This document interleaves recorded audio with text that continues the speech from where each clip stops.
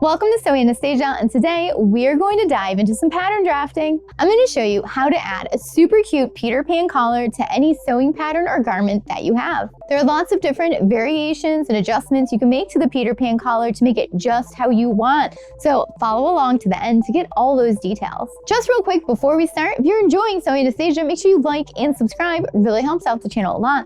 And if you're looking to learn more about sewing, make sure you check out my online sewing academy and my sewing club. Links for those down below. Now let's start this Peter Pan collar.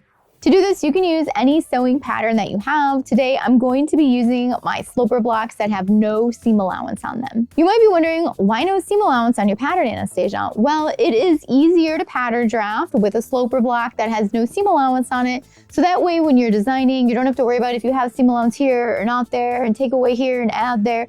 Because wow, that sounds really confusing, right? Totally does. So if you're working with a commercial pattern, you're gonna wanna retrace it out and remove the seam allowance around the neck, the shoulder, center front, and center back. To create the collar, you're gonna need the back bodice and the front bodice on whatever pattern you are using. We're gonna start with the back bodice. You're going to trace out the top portion of the back bodice. We're gonna trace out about 4 inches of center back. We're going to trace out the neck. We're going to trace out the shoulder. And that is all we need for the back bodice. And I'll just write center back here and then SHL for the shoulder there. So now I've got the top of my back bodice traced out. Next, we want to trace out the front bodice, but before we do this, we need to figure out how much of a roll, how much of a curve do we want on our collar? If we have no overlap in our pattern, we're going to have a collar that just lays completely flat with our shirt or our dress or whatever it is we're making. And if we have an overlap of like 3 inches, our collar is going to roll up.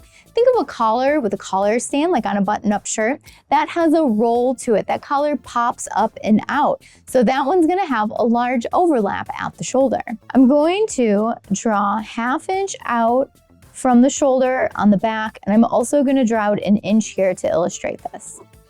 Now, when we are lining up the front bodice, we want to line up the shoulder point. We want to line up at the neck here. And what we want to do is hold that neck point, and we are going to pivot the shoulder to overlap. So if I overlap that shoulder here by 1/2 inch, that means I'm going to have a fairly flat Peter Pan collar. If I hold this point at the neck and keep pivoting over to 1 inch, 2 inches, etc., this collar is going to start to shrink and it's going to roll and pop off of the neck more. For this demo today, I'm going to keep it at 1/2 inch. And today I'm going to be overlapping 1/2 inch at the edge of the shoulder, which is going to give us a fairly flat Peter Pan collar, so it's going to look nice and traditional. And once you've decided how much you want to overlap at the shoulder, you're going to trace out the front neck and center front. And now you can remove your pattern. Next, you need to decide how wide do you want your collar. Do you want a giant collar? Do you want a really teeny collar? I'm going to make my collar 2 inches wide. Now what we're going to do is trace out 2 inches starting at center back and come all the way to center front. So we're going to use a ruler to do this to make sure it ends up nice and precise. And you're just going to work your way all the way around the neckline for whatever the width is you'd like for your collar. There we go. So now I have 2 inches traced out all the way around the neck. Now what we're going to do is come out 1/8 of an inch at center back. So I'm just going to extend my line 1/8 here at center back. This little extension here is going to help it lay against the neck a little nicer. So once you have that, we're just going to blend that back into the neck with your French curve. There we go. And now what we're going to do at center front here, since I'm keeping a really flat collar, it's recommended to drop this 1/2 inch and then blend that back into the neckline. Okay, so now that we have that down 1/2 inch, we get to choose the shape of our Peter Pan collar. This is the fun stuff. And when we start this, we want to start from the top of center front where we dropped it that 1/2 inch. So here's our starting point, and then we get to come down and create whatever the shape is we want for our Peter Pan collar. You can make it bigger here, you can make it smaller, you can make a small curve, you can make a big curve. It is really up to you as long as you're starting at that center front 1/2 inch dipped point. So I'm gonna start there, I'm gonna draw a nice curve. That looks like a good curve to me. And now I'm gonna blend this point here of the curve back into the collar.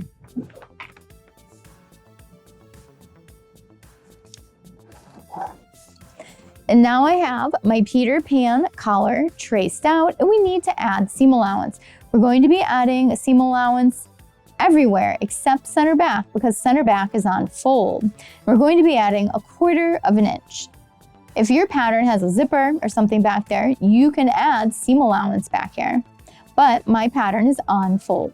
And just remember, you can really add your own design flair to this. You could take this collar and come way down and then back up, do a super 60s thing. It is totally up to you. I'm just keeping mine pretty small and traditional. So let's add that 1/4 inch everywhere. And we're using a 1/4 inch because if we use a really big seam allowance, we're gonna have to chop it off anyways because we've got all of these tight curves and it's not gonna flip right side out very well with a really big seam allowance.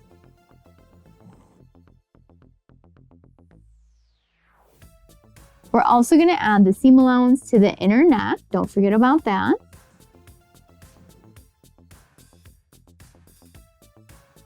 And if your pattern had a bigger seam allowance at the neck originally, you're gonna wanna add back that bigger seam allowance, or just make sure you're changing your pattern seam allowance to a 1/4 inch at the neck.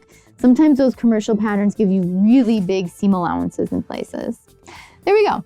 Now we can go ahead and cut out our Peter Pan collar. I'm gonna label center back here, and our grain line is going to follow center back. Our Peter Pan collar is finished. Let's cut it out and take a look at it.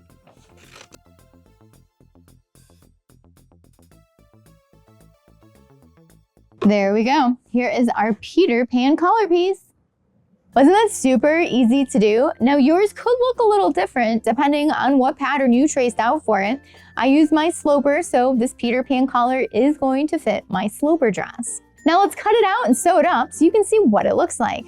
I have my pattern piece here placed on fold and we are ready to cut it out. And I'm gonna cut out 2, one for the top, one for the bottom.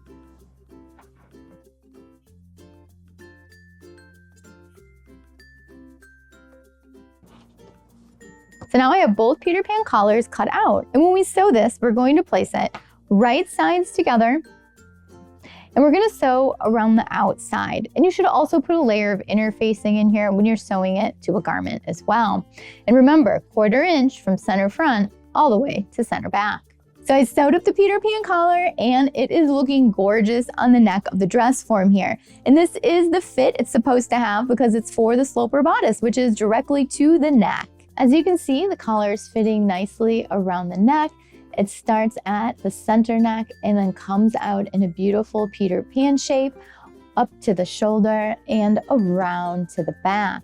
And again, the style we chose was a flat Peter Pan collar with no roll to it. So it's laying very flat here to the body. If you chose one of those styles where the collar is going to essentially roll up away from the body, it would pop out away from the body like that. But this one was the flat one. Also, if you are doing one of the styles where you have the big overlap and the collar is gonna roll up, you wanna make sure when you drop the pattern here at center front, you don't need to do the full 1/2 inch. You can do a 1/4 inch or an 1/8 of an inch for it to fit at the neck. You don't have to drop it that full 1/2 inch like when we pattern draft the flat Peter Pan collar. And that is how you create a Peter Pan collar. So now you can add one to any existing pattern that you have or a garment that you have as well. Peter Pan collars are very fun and whimsical with their round edges. Thank you so much for watching today. If you have any questions about this process, leave it down below in the comments and I'll get back to you as soon as I can. If you enjoyed the video, make sure you give it a thumbs up and subscribe to Sewing Anastasia if you haven't yet. Really helps out the channel a lot. And there's that notification bell so you know when all the new videos come out so you don't miss any, because we put out videos every single week. And if you're in Chicago, make sure you stop into the design studio and take some classes with me. Or if you're not in Chicago, make sure you check out the online classes and the sewing club. Links for those are down below in the description. And don't forget to follow on all the other socials, that way we can stay connected and creative together. And definitely check out the Instagram for Sewing Anastasia and those stories, because I'm always posting what's going on in the studio and what everyone else is sewing. And I would love to see your projects, so make sure you tag me in them and I can share them. Thanks so much for watching. Bye.